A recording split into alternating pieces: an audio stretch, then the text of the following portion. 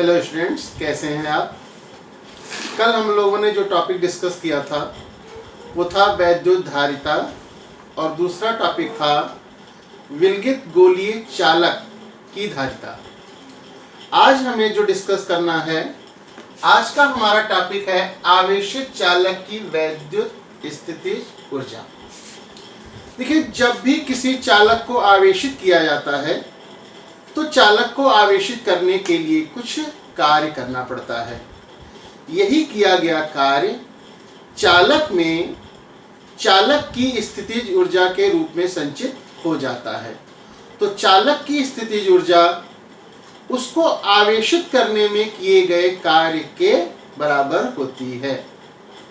हालांकि इस टॉपिक में कोई फिगर नहीं है, लेकिन मैंने आपकी सुविधा के लिए एक फिगर अपने मन से सोच के बनाया हुआ है। मान लीजिए कि एक चालक है जिस पर प्रारंभ में आवेश शून्य है। हमें चालक को आवेशित करके इसके आवेश को Q तक पहुंचाना है।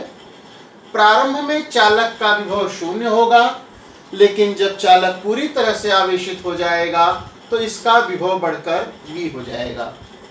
अब मान लीजिए आवेशन की प्रक्रिया में किसी क्षण हमारा चालक यहां से यहां तक आवेशित हुआ, तो इस क्षण चालक पर आवेश Q डैश और इस क्षण चालक का विभव V डैश है। अगर चालक की धारिता C हो तो चालक पर विभव V डैश होगा V डैश बराबर Q डैश अपान C। अब मान लीजिए हम अपने चालक को बहुत थोड़ा सा आवेश dQ और देते हैं। Q डैश तो पहले से था, Q डैश के आगे थोड़ा सा आवेश dQ और देते हैं, तो चालक को dQ आवेश देने में किया गया जो सूक्ष्म कार्य होगा वो होगा dW। dW बराबर होगा चालक पर उपस्थित विभव V डैश इंटू चालक को दिया गया आवेश dQ। अब V डैश की वैल्यू ऊपर से रख दिया, देखिए Q डैश अपान C इंटू dQ। ये आ गया चालक को सूक्ष्म आवेश dQ देने में किया गया सूक्ष्म कार्य। हमें अपने चालक को शून्य से Q कूलाम तक आवेशित करना है। इसके लिए हम क्या करेंगे, तो चालक को शून्य से Q कूलाम तक आवेशित करने में किया गया कुल कार्य निकालने के लिए ऐसे सूक्ष्म कार्य को समाकलन विधि से जोड़ लेंगे। और समाकलन कहां से करेंगे, जब आवेश था शून्य, और कहां तक करेंगे, जब आवेश हो जाएगा Q। अब dW की वैल्यू आप ऊपर से ले लीजिए, देखिए Q डैश अपान C इंटू dQ। अब जब आप समाकलन करेंगे तो जो चीजें कांस्टेंट हैं उनको समाकलन से बाहर लेना होगा। जैसे आप यहाँ देखिए, हमने 1/C को बाहर ले लिया, तो समाकलन के अंदर बचता है Q डैश इंटू dQ। अब जब आप इस Q डैश का Q के सापेक्ष समाकलन करेंगे तो आएगा Q डैश स्क्वायर अपान 2। चूंकि समाकलन में लिमिट लगी हुई है तो समाकलन का जो परिणाम आता है उसको बड़े ब्रैकेट में लिखते हैं और लिमिट को दाहिनी ओर लिखा जाता है। अब नेक्स्ट स्टेप में इस लिमिट का वैल्यू रखी जाएगी। चलिए देखिए कैसे। W इक्वल टू ये 1/2 को बाहर ले लिया तो ये हो गया 1/2C। अंदर बचता है केवल Q dash square, limit 0 to Q। अब लिमिट की वैल्यू रखेंगे 1/2C। Q डैश को हटाइए और इसकी जगह पे अपर लिमिट रखा Q, तो ये हो गया Q स्क्वायर। फिर माइनस चिन्ह लगाया और फिर Q डैश को हटाइए और उसकी जगह पर लोअर लिमिट लिखिए 0, तो ये हो जाएगा 0 का स्क्वायर मीन्स 0। अब 0 मीन्स कुछ नहीं, हमें मिला W equal to 1/2 Q square upon C। ये आया चालक को आवेशित करने में किया गया कुल कार्य। अब चालक को आवेशित करने में किया गया यही कार्य चालक की वैद्युत स्थितिज ऊर्जा के रूप में संचित रहता है।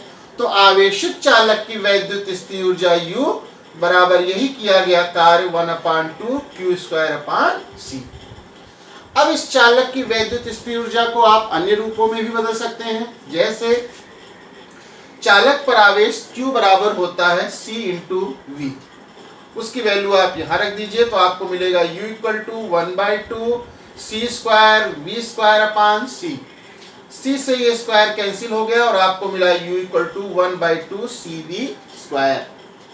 यहाँ आप देखिए हमने स्टार लगाया हुआ है क्योंकि ये फार्मूला बहुत ज़्यादा यूज होता है। इसका एक रूप और भी है, चालक की धारिता c बराबर होता है q अपान v। अब आप c की जगह पर ये q अपान v रख देंगे तो आपको मिलेगा u बराबर 1/2 q upon v into V square. v से ये स्क्वायर कैंसिल हो गया और आपको मिलता है u बराबर 1/2 q इंटू v। ये है आवेशित चालक की वैद्युत स्थितिज ऊर्जा। अब हमारा नेक्स्ट टॉपिक है आवेशों का पुनर्वितरण तथा उभयनिष्ठ विभव।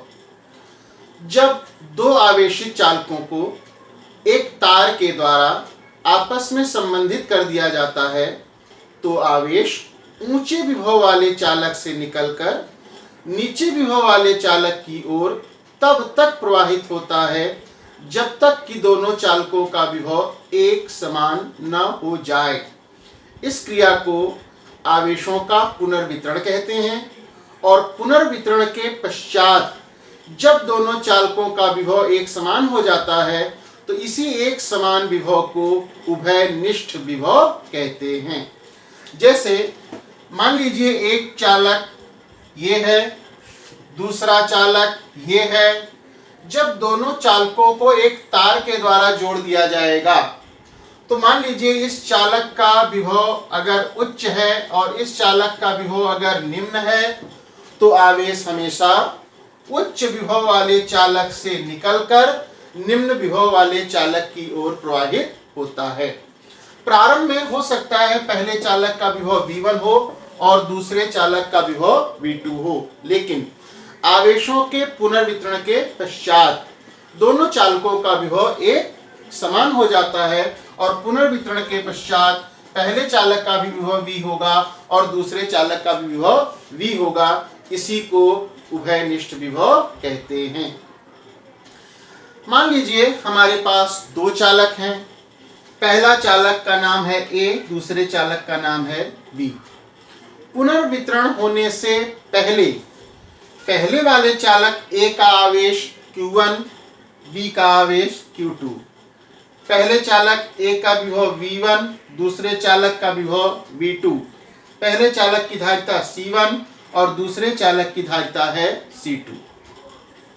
तो पुनर्वितरण होने से पहले वाले चालक A पर आवेश Q1 बराबर होगा C1 V1। इसी प्रकार दूसरे चालक B पर आवेश होगा Q2 बराबर C2 V2। पुनर्वितरण से पूर्व दोनों चालकों पर कुल आवेश Q बराबर होगा पहले चालक A का आवेश प्लस दूसरे चालक B का आवेश। अब दोनों की वैल्यू रख लेते हैं, Q1 equal to C1 V1, Q2 equal to C2 V2। ये आ गया पुनर्वितरण से पूर्व दोनों चालकों का कुल आवेश। इसको समीकरण नंबर 1 डालकर छोड़ देते हैं। अब दोनों चालकों को एक तार के द्वारा जोड़ दिया जाता है। चालक A को चालक B के साथ एक तार के द्वारा जोड़ दिया जाता है।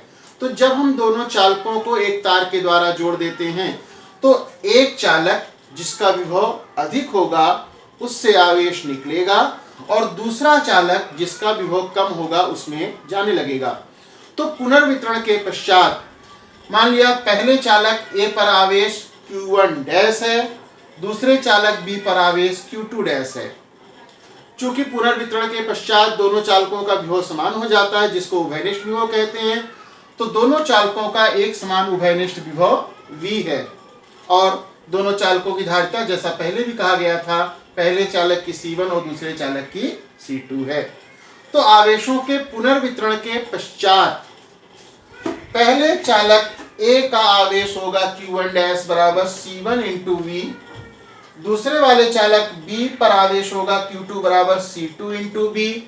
पुनर्वितरण के पश्चात दोनों चालकों पर कुल आवेश होगा Q डैश बराबर Q1 dash plus Q2 dash. इसकी वैल्यू रख लिया तो फाइनली ये आता है Q डैश बराबर C1 plus C2 into V। यहाँ पर ये V दोनों चालकों का उभयनिष्ठ विभव है। अब आवेशों के संरक्षण के सिद्धांत के अनुसार पुनर्वितरण के बाद कुल आवेश और पुनर्वितरण से पहले कुल आवेश आपस में बराबर होंगे। तो समीकरण नंबर 2 और समीकरण नंबर 1 को बराबर दिखा देते हैं। आप देखिए, ये पुनर्वितरण के बाद कुल आवेश ये यहाँ लिखा और ये पुनर्वितरण से पहले का कुल आवेश ये यहाँ बराबर लिखा। अब ये C1 प्लस C2 को उधर पक्षांतर कर दिया तो हमको मिलता है V बराबर C1V1 प्लस C2V2 अपान C1 प्लस C2। ये है दोनों चालकों का उभयनिष्ठ विभव। अब हमारा नेक्स्ट टॉपिक है स्थानांतरित आवेश की मात्रा। देखिए, जब कभी भी आवेशों का पुनर्वितरण होता है तो किसी एक चालक पर आवेश घटता है और दूसरे चालक पर आवेश बढ़ता है। किसी एक चालक पर आवेश कितना घटा या किसी एक चालक पर आवेश कितना बढ़ा, वही है स्थानांतरित आवेश की मात्रा। मान लीजिए पुनर्वितरण से पूर्व पहले चालक पर आवेश है Q1, तो Q1 होगा C1V1। इसी प्रकार पुनर्वितरण के पश्चात चाहे घटने के बाद या बढ़ने के बाद पहले चालक का आवेश बदल कर हो गया है Q1 डैश, तो पहले चालक का आवेश Q1 डैश होगा C1 इंटू V, जहां V है उभयनिष्ठ विभव। अब आप उभयनिष्ठ विभव का मान रख देते हैं तो आपको प्राप्त होता है C1 V, यहाँ पे C1V1 प्लस C2V2 अपान C1 प्लस C2। अब स्थानांतरित आवेश की मात्रा प्राप्त करने के लिए किसी भी एक चालक के पुनर्वितरण से पहले वाले आवेश और पुनर्वितरण के बाद वाले आवेश का अंतर निकाल लीजिए। तो स्थानांतरित आवेश की मात्रा डेल्टा Q बराबर है Q1 minus Q1 dash. Q1 की वैल्यू C1V1, Q1 डैश की वैल्यू ये पूरा का पूरा रख लिया। अब यहाँ पे आप देख सकते हैं C1 दोनों जगह पर कॉमन है तो इसको कॉमन ले लिया।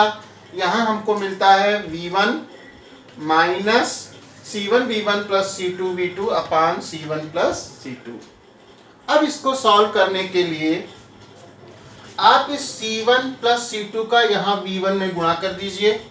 तो देखिए क्या प्राप्त होता है, पहले C1 का गुणा V1 में C1V1 प्लस C2 का गुणा V1 में C2V।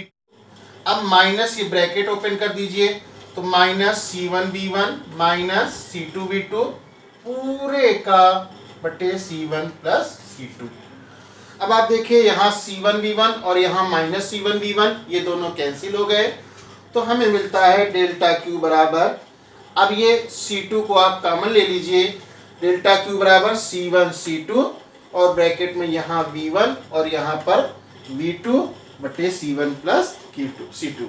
यह है स्थानांतरित आवेश की मात्रा। देखते रहिए, सीखते रहिए।